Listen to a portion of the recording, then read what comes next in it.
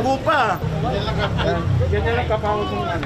2, 3, 4, 5, 6, 7. Ang nakakuha ko ng 9 pesos sa 45 pieces na kiti-kiti ang nakuha ko. May doon, mali, pambili ko ng kape, malaking tulong sa akin to. Yung amin pong programa ay may piso sa mosquito, pero hindi po literal na bawat isang mosquito ay piso, malulugi po ang barangay. At least 5 pieces of patay man o buhay, kiti-kiti, kapalit po nun ay piso, 5 piraso.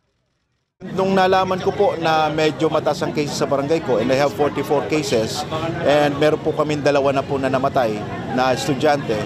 Kaya nung nagkaroon po ng alarma, yung Quezon City na merong outbreak, ang Quezon City, kaya ang Mandaluyong po, lalo't tigit ang barangay ko, pinakamalaki, maraming tao, ako na mismo ang gumawa ng paraan na panibagong alternatibo na makakadagdag sa ongoing projects na ginagawa ng LG.